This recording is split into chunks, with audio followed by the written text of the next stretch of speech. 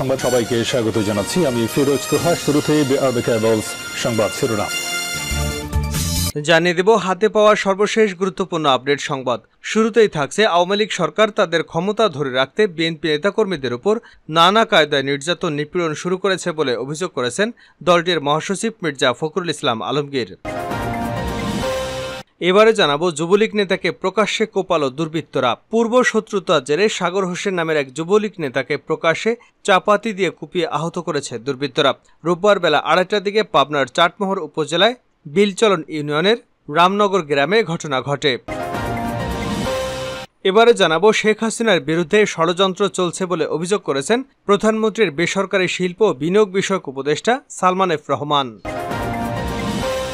জানিয়ে দেব বিএনপির ঢাকা মহানগর দক্ষিণের আহ্বায়ক আব্দুস সালাম বলেছেন, মানুষ আজ শান্তিতে নেই, কেড়ে নেওয়া হয়েছে ভোটাধিকার, বাকস্বাধীনতা এবং গণতন্ত্র। এদিকে চিকিৎসা ব্যয় মেটাতে দিশেহারা দেশের অর্ধেক মানুষ।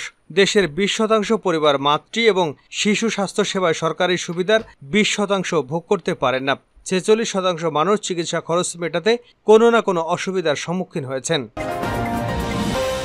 এবং সর্বশেষ জানাবো আন্তর্জাতিক সংবাদ। এখনও নিখোঁজ ইরানের প্রেসিডেন্ট ইব্রাহিম রাইসি। ইরানের পূর্ব আজারবাইজান প্রদেশের প্রেসিডেন্ট ইব্রাহিম রাইসিকে বহনকারী একটি হেলিকপ্টার মাটিতে আছড়ে পড়েছে। দেশটির কিছু সংবাদ মাধ্যমে বলা হয়েছে হেলিকপ্টারটি বিধ্বস্ত হয়েছে। রোববার এই দুর্ঘটনার পরপরই সামাজিক যোগাযোগ মাধ্যমে কিছু গুজব ছড়িয়ে পড়েছে। এই বিষয়ে থাকছে বিস্তারিত, ভিডিওটি না টেনে দেখতে থাকুন। এতক্ষণ শিরোনাম শুনছিলেন, এবার বিস্তারিত।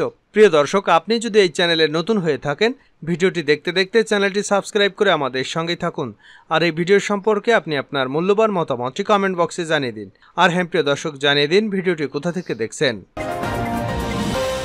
বিএনপির উপর নানা কায়দায় নিপীড়ন করেছে সরকার ফখরুল।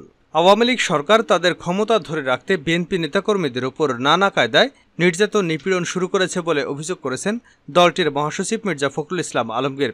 রোববার সন্ধ্যায় বিএনপির সহ দপ্তর সম্পাদক তাইফুল ইসলাম টিপু স্বাক্ষরিত এক বিবৃতিতে এমন অভিযোগ করেন তিনি।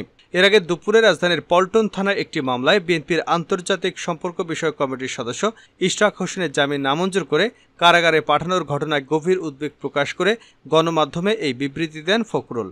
বিবৃতিতে বিএনপি মহাসচিব বলেন, দেশটা এখন মগের মুল্লুকে পরিণত হয়েছে। 7ই জানুয়ারি ডামি নির্বাচনের মাধ্যমে রাষ্ট্র ক্ষমতা দখলকারী আওয়ামী শাসক গোষ্ঠী অবৈধ ক্ষমতা ধরে রাখতে দেশব্যাপী প্রতিদিনই বিএনপি সহ বিরোধী দলের নেতাকর্মীদের উপর নানা কায়দায় অবর্ণনীয় নির্যাতন নিপীড়ন শুরু করেছেন। আর এ ধরনের অপকর্মের একমাত্র উদ্দেশ্যই হচ্ছে দেশের বিরোধী দলগুলো যেন দখলদার সরকারের স্বৈরাচারী আচরণের সমালোচনা করতে না পারে। মিথ্যা মামলায় বিএনপি নেতাকর্মীদের জামিন না দিয়ে কারাগারে প্রেরণ করা যেন আওয়ামী সরকারের প্রধান কর্মসূচি হয়ে দাঁড়িয়েছে। ইশরাক হোসেনের জামিন নামঞ্জুর করে তাকে কারাগারে প্রেরণ সেই কর্মসূচির নিরবিচ্ছিন্ন অংশ। এ ঘটনায় গভীর উদ্বেগ প্রকাশ করছি এবং অবিলম্বে মামলা প্রত্যাহারপূর্বক ইশরাক হোসেনের নিঃশর্ত মুক্তির জোর আহ্বান জানাচ্ছি। যুবলীগ নেতাকে প্রকাশ্যে কোপালো দুর্বৃত্তরা। পূর্ব শত্রুতার জেরে সাগর হোসেন নামের এক যুবলীগ নেতাকে প্রকাশ্যে চাপাতি দিয়ে কুপিয়ে আহত করেছে দুর্বৃত্তরা। রোববার বেলা 2:30টার দিকে পাবনার চাটমোহর উপজেলার বিলচলন ইউনিয়নের রামনগর গ্রামে ঘটনা ঘটে। আহত সাগর ওই গ্রামের আব্দুস সাত্তারের ছেলে এবং বিলচলন ইউনিয়নের যুবলীগের সাধারণ সম্পাদক। জানা গেছে, সাইকোলা ইউনিয়নের বোয়াইমারি গ্রামের ইউপি সদস্য এসকেন্দার আলী ভুট্টোর ছেলে পলাশের সঙ্গে বেশ কিছুদিন আগে অজ্ঞাত বিষয় নিয়ে বিরোধ হয় সাগরের।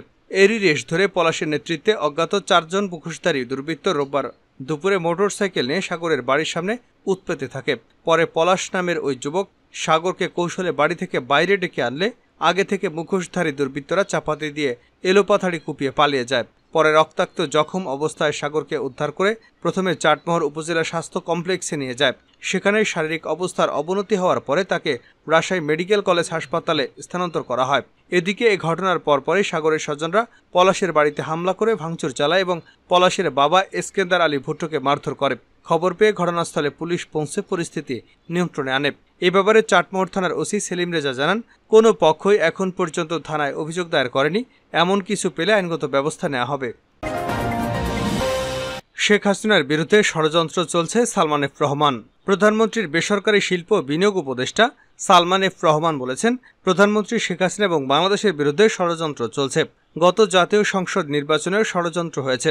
আমরা শেখ হাসিনার নেতৃত্বে তা মোকাবেলা করেছি। আগামীতেও ঐক্যবদ্ধভাবে সব ষড়যন্ত্র মোকাবেলা করতে হবে। রবিবার বিকেলে তেজগাঁওয়ে ঢাকা জেলা আওয়ামী লীগ ভবনে শেখ হাসিনার ৪০তম স্বদেশ প্রত্যাবর্তন দিবস উপলক্ষে ঢাকা জেলা আওয়ামী লীগের এক আলোচনা সভায় এসব কথা বলেন তিনি। সালমান এফ রহমান বলেন, প্রধানমন্ত্রী শেখ হাসিনার পরিবারকে নির্মমভাবে হত্যা করা হয়েছে, তারপরও তিনি দেশে ফিরে এসেছেন। আমার পরিবারকে নির্মমভাবে হত্যা করলে সে দেশে আমি ফিরতাম না। আমি ভাবতাম দেশে গিয়ে লাভ কি। আমি প্রধানমন্ত্রীর সঙ্গে কথা বলেছি, তিনি বলেছেন তিনি তার বাবার স্বপ্ন বাস্তবায়ন করতে দেশে ফিরে এসেছেন। দেশে ফিরে আসার পর থেকে সরকারের পক্ষ থেকে অনেক বাধায় পড়তে হয়েছে, শুধু সরকারের নয়, দলের পক্ষ থেকেও অনেক বাধায় পড়তে হয়। বঙ্গবন্ধুর পরিকল্পনা বাস্তবায়নে শেখ হাসিনা দেশকে এ অবস্থায় নিয়ে এসেছেন বলে উল্লেখ করেন তিনি। শেখ হাসিনার ম্যাজিকের কারণে বাংলাদেশের এত উন্নয়ন করা সম্ভব হয়েছে।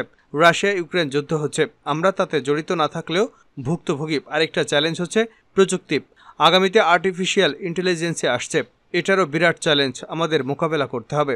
দেশের সবাই আওয়ামী লীগ করে না মন্তব্য করে সালমান এফ রহমান বলেন, কেউ কেউ বিএনপি করে, আবার কেউ নিরপেক্ষ আছে। আমাদের কাজ নিরপেক্ষদের মন জয় করা। এটা তখনই সম্ভব যখন আমরা ঐক্যবদ্ধভাবে থাকব। বিএনপি এখন জনগণের আস্থার স্থল। সালাম। বিএনপি ঢাকা মহানগর দক্ষিণের আহ্বায়ক আব্দুস সালাম বলেছেন, মানুষ আজ শান্তিতে নেই, কেড়ে নেওয়া হয়েছে ভোটাধিকার, বাক স্বাধীনতা এবং গণতন্ত্র। রাষ্ট্রীয় সম্পদ লুট করে দেশের অর্থনীতিকে ফোকলা বানিয়ে ফেলেছে আওয়ামী শাসক গোষ্ঠী। অতিষ্ঠ জনগণ আজ বিএনপিকে আস্থার স্থল মনে করে। দেশের কোটি কোটি মানুষ আমাদের দিকে তাকিয়ে আছে, তাই দলকে আরও সুসংগঠিত করে দেশবাসীর আশা আকাঙ্ক্ষার প্রতিফলন ঘটাতে হবে। রোববার বিকেলে রাজধানী নয়াপল্টনের ভাসানী মিলনায়তনে মহানগর দক্ষিণ বিএনপির সঙ্গে জোনভিত্তিক থানা এবং ওয়ার্ড বিএনপির নেতাদের ধারাবাহিক মতবিনিময় সভায় তিনি এসব কথা বলেন। এদিন জোন 2-এর মতবিনিময় সভা হয়। সালাম বলেন, বিএনপির আন্দোলন পরাজিত হয়নি, পরাজিত হয়েছে সরকার। তাই রাতের আধারে ভোট চুরি করে ডামি নির্বাচন দিয়ে জোর করে ক্ষমতা এসেছে।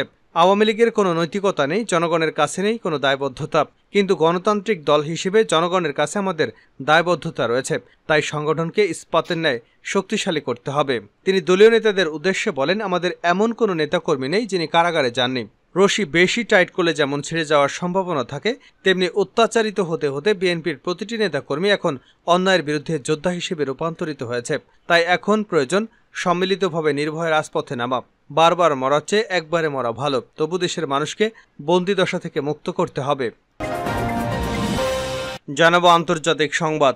এখনও নিখোঁজ ইরানের প্রেসিডেন্ট রাইসি।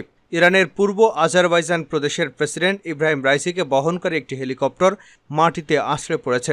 দেশটির কিছু সংবাদ মাধ্যমে বলা হচ্ছে হেলিকপ্টারটি বিধ্বস্ত হয়েছে। রোববার এই দুর্ঘটনার পরপরই সামাজিক যোগাযোগ মাধ্যমে বেশ কিছু গুজব ছড়িয়ে পড়ে। কেউ কেউ জানান আছড়ে পড়া হেলিকপ্টারটিতে রাইসি ছিলেন না, আবার অনেকেরই দাবি করেন প্রেসিডেন্টের হেলিকপ্টার থেকে হেডকোয়ার্টারে যোগাযোগ করা হয়েছে। তবে কাতার ভিত্তিক সংবাদ মাধ্যম আল জাজিরা জানিয়েছে, ইরানি প্রেসিডেন্টের হেলিকপ্টারে না থাকা এবং হেলিকপ্টার থেকে যোগাযোগ করার যে তথ্য ছড়ানো হয়েছে সেগুলোর কোনোটি সত্য নয়। কিন্তু যেটি সত্য সেটি হলো রাইসি এখনও নিখোঁজ রয়েছেন এবং তাকে খুঁজে পেতে অভিযানের প্রস্তুতি নেওয়া হচ্ছে। হেলিকপ্টারটি পূর্ব আজারবাইজান প্রদেশের একটি ঘন বন এবং পাহাড়ি এলাকায় আছড়ে পড়েছে বলে ধারণা করা হচ্ছে।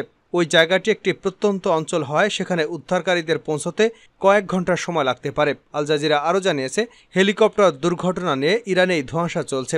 কেউ স্পষ্টভাবে কোনো তথ্য বলতে পারছেন না। প্রেসিডেন্ট রাইসি গতকাল শনিবার আজারবাইজানে গিয়েছিলেন। সেখানে আজারি প্রেসিডেন্টের সঙ্গে একটি ড্যাম উদ্বোধন করেন তিনি। দেশটির রাষ্ট্রীয় সংবাদ মাধ্যম আরও জানিয়েছে, এই বহরে 3টি হেলিকপ্টার ছিল, যার মধ্যে 2টি নিরাপদে ফিরে আসে। যে হেলিকপ্টারটি আছড়ে পড়েছে সেটিতে প্রেসিডেন্ট রাইসি ছাড়াও ছিলেন পররাষ্ট্রমন্ত্রী হোসেন আমির আবদুল্লাহিয়ান এবং আয়াতুল্লাহ মোহাম্মদ আলী হাশেম। তিনি ওই অঞ্চলের ইরানের সর্বোচ্চ ধর্মীয় নেতার প্রতিনিধি ছিলেন।